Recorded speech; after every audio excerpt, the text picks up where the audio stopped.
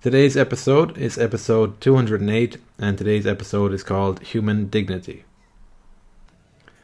So today's episode is about finding your dignity as a human being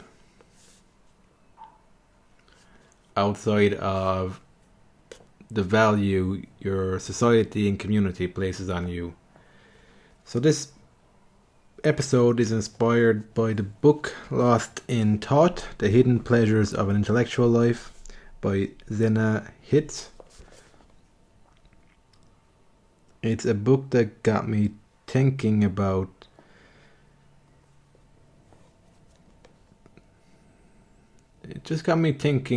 more about what are the benefits to pursuing an intellectual life for the sake of it.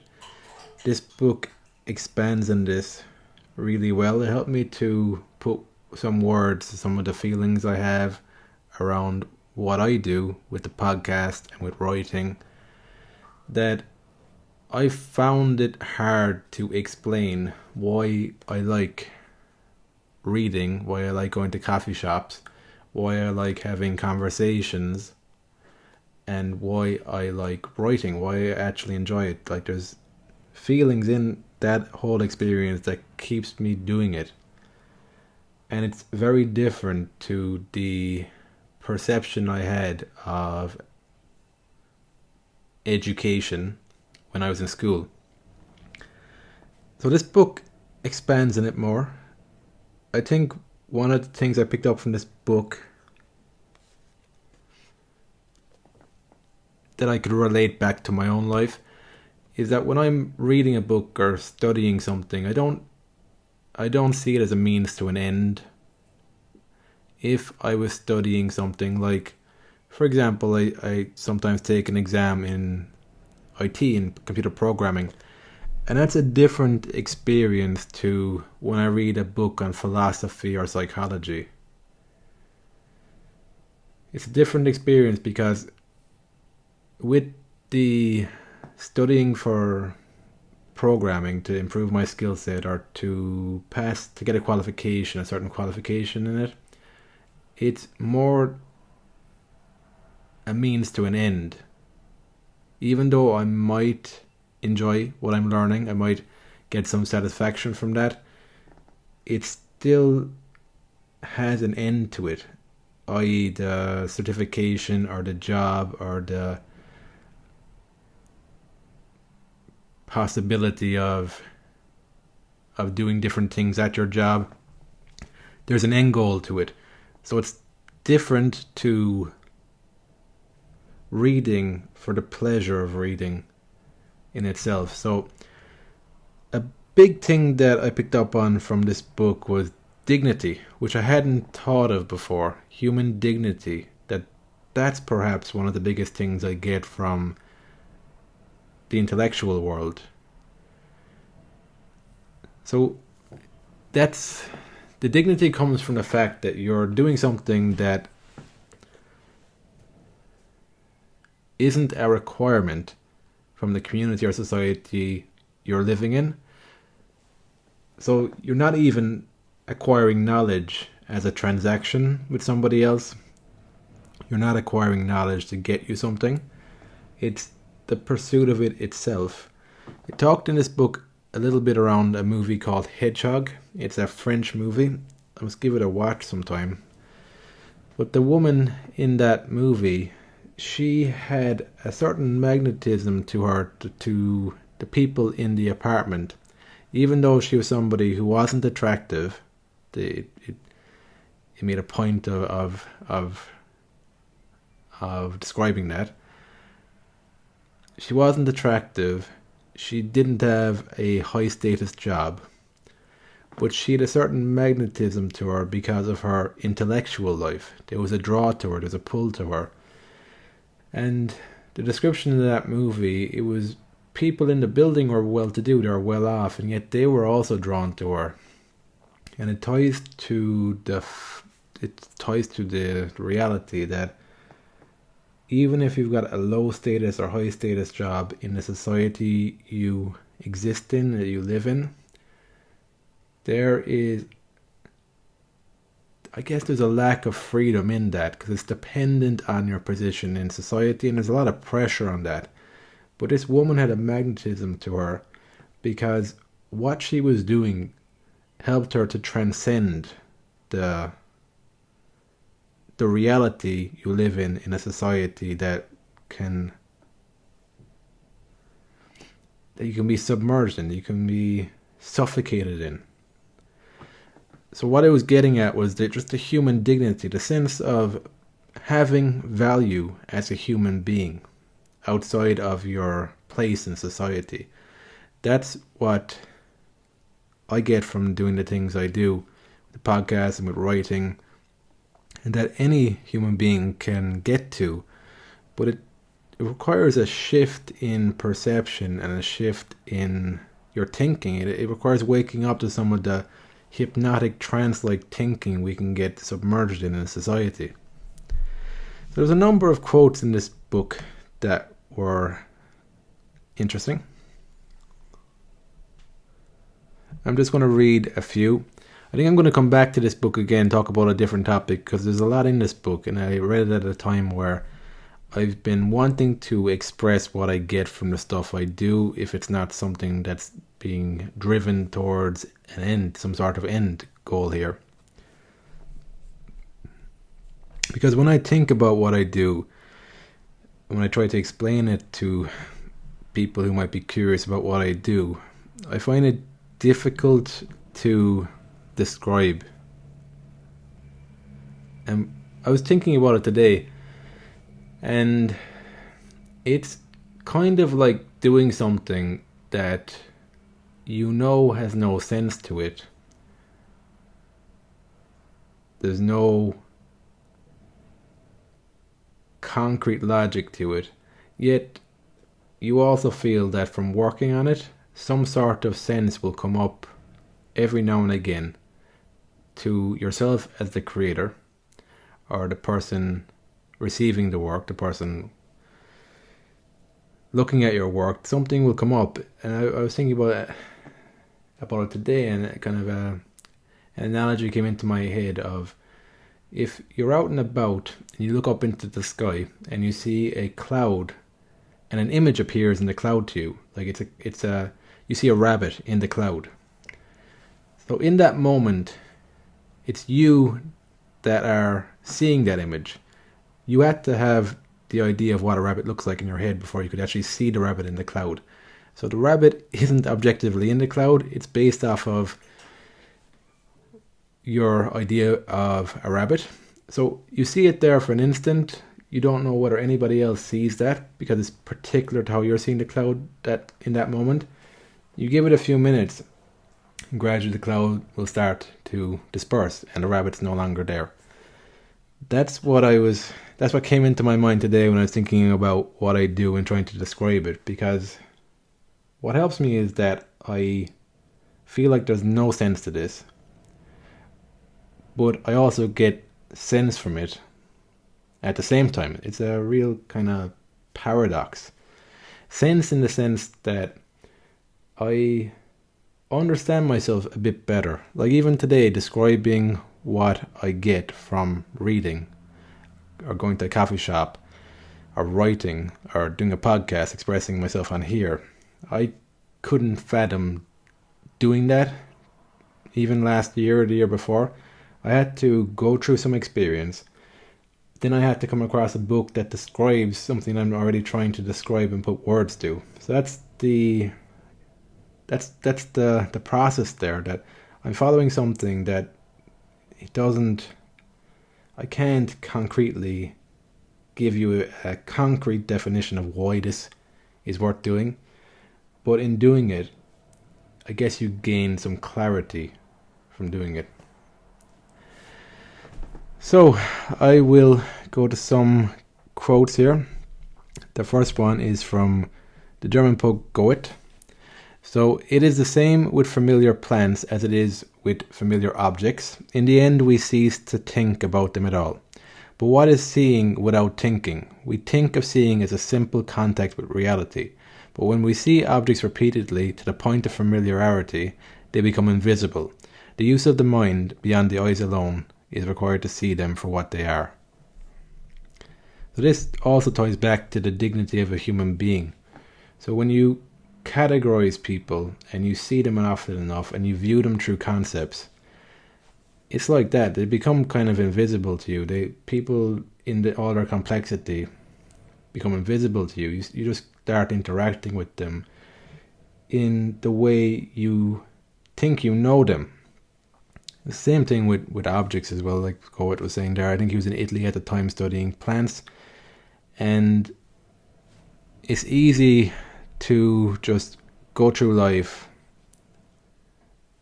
looking at everything through the eyes of their concepts and labels and not slowing down and paying attention to the detail. I noticed that in my life. It's very easy to go into autopilot and do that. It's not a bad thing. Like I've mentioned before in other episodes, there has to be a way of grasping reality in a practical way so that you can live day to day. So your brain doesn't have to expend so much energy every moment trying to make sense of everything. But there is a sacrifice to that, in that we can overlook the details and the things right in front of our faces. That's the challenging thing. And in this book, she goes on to describe differences in activities. She says there's something about the inwardness and complexity of these activities suggests depth rather than surface.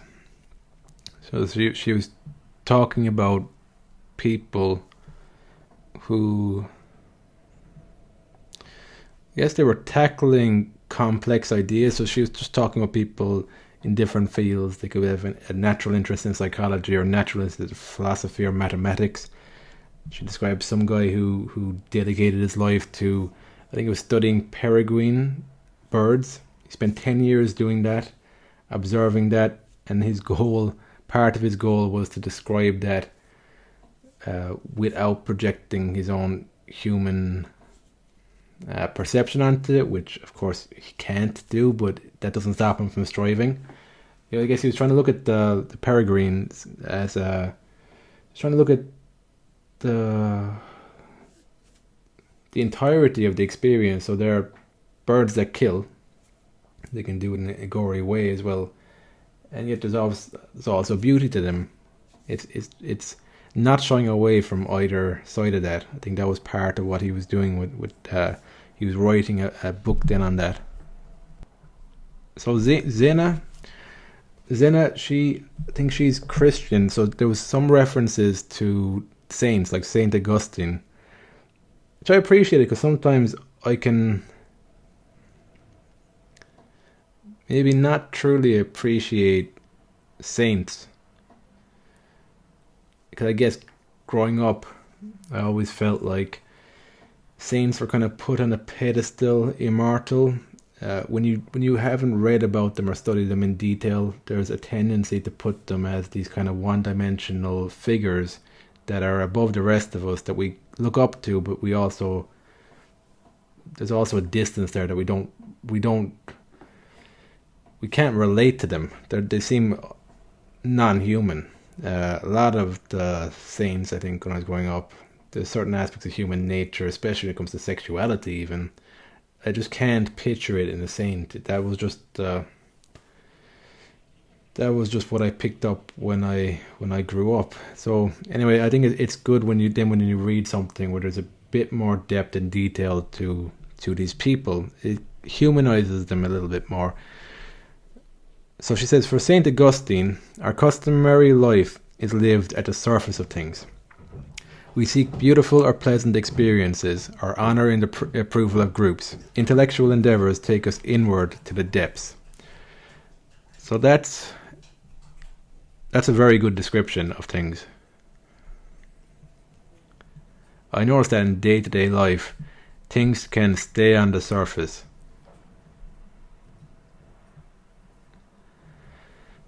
And they stay on the surface more often because I guess we're just kind of on autopilot a lot. We're not really engaging our intellect to go deeper into things.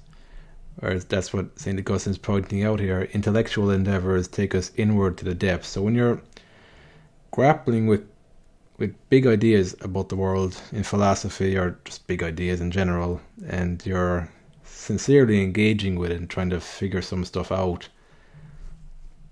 it does force you to go deeper into things. It forces you to question your perception, question your beliefs. These are all deeply ingrained things that if you're not inclined to use your intellect like that, there is just a tendency to live on the surface and to seek pleasant experiences. So to seek pleasure and avoid pain. Most of our time, though, I think, when we are just living on the surface, is spent avoiding painful feelings.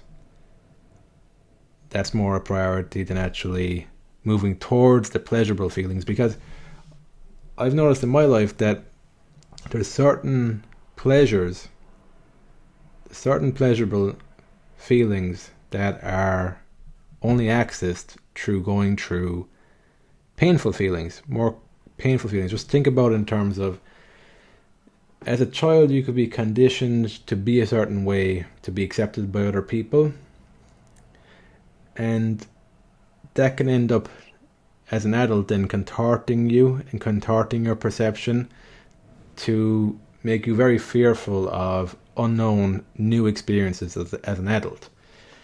So if you're not willing to engage in just the painful beliefs that are stopping you from moving towards the more pleasurable and deeper, potentially, experiences as an adult, then you're not going to get to those pleasurable things. Through on the surface level of life, if you're not engaging your intellect at all and going deeper into things as an adult, there could be a tendency to be living in a way that is childish, as in a child will seek pleasure and pain on a very surface level.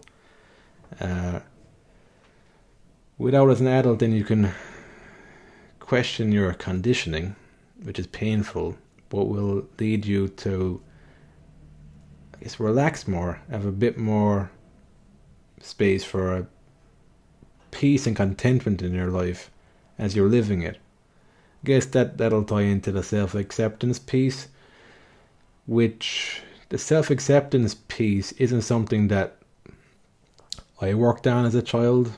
So there's going to be parts you had to reject, and the intellect then can help you to connect with some of those rejected parts, which will, when you start doing that, it does require engaging with some of the painful conditioning around those rejected parts. But when you start working on that, it does lead to a bit more baseline contentment and peace in your life as an adult who's accepting of the fact that life is complex and ambiguous, and you're doing your best to be a decent human being at the end of the day. And there's another quote from Yves Simon, French political philosopher. He said, "I do not know, I cannot imagine any group which does not include among its current ideas an enormous dose of lies. That being the case, the alternative is inevitable. Either one must like falsehood, or one must dislike the familiar setting of daily life." That's something I kind of was getting at with the alienation episode, which is it's very tricky that when you start questioning your erroneous beliefs and you realize that there's a lot of your erroneous beliefs that are picked up on from society and just being in groups of people, it's unsettling then to notice how any group of people, there's a good amount of lies built into the glue that's holding the group together. There's a certain amount of lies in there. I think in this page she went on to talk about how, maybe it was a different page actually, but self-isolation can come from this when you're questioning your own erroneous beliefs and thoughts about the world. So when you notice that that there's a good amount of lies intermingled in a certain group's way of thinking, there's two options that I can see you can take. You can take either the option of scapegoating that group, saying that those guys are a bunch of idiots, that what they're talking about is a bunch of lies. And there's truth to that, because there are lies in there. So you can do that and not look at yourself. So just deflect everything, look outside yourself, and cast blame. What that will help you with is to avoid feelings of isolation, because I think what will happen is that you will find like-minded people who are also blaming that group or thinking that they're superior in some other way. Then that will give you a sense of belonging somewhere, so you escape the feeling of isolation. The second route, though, is you start noticing that a certain group has a lot of lies built into it, a lot of dogma built into it. And you decide, I don't want to be a part of this. This isn't healthy. This isn't good psychologically, for my psychological well-being. This is not a good thing. But you also recognize that you've already been immersed in this world, and there's a good deal of lies within you as well. So you also start to look inward. So you're starting to feel out some of your thoughts, ideas, and beliefs about the world. So you're working on that. You're willing to work on that. So because you've taken the inward path also, and you've not looked for a replacement group of people to belong to, where you can project all your stuff onto some other group, there's a certain amount of isolation you're going to have to deal with, because it's just you now. You've started to see the flawed. You're starting to see like a lot of the negatives of belonging to a group that isn't very conscious. So you're going to be kind of left on your own, and you're doing it. It's your own choosing. It's just you're caught between a rock and a hard place, because I don't know whether you found this listening in, but I find it very difficult to conceive of a group of people where lies aren't allowed to spread within that group. The best I've managed to do in my life is to have friends who happen to be kind of dispersed, so they'll have different interests, different people, and that's kind of what I noticed in my life, that because I value knowing someone one-to-one and having conversations with them, talking to them, getting to know them. When I was younger, I was more inclined to be in like groups, a group of guys. But as I've gotten older and my values have shifted, I've noticed that I kind of operate between groups, I think, at this stage. It's like I've got some good friends in different locations. That's the way it's kind of happened. But that came from, number one, I place more of a value on getting to know someone without these kind of pretenses or these group dynamics.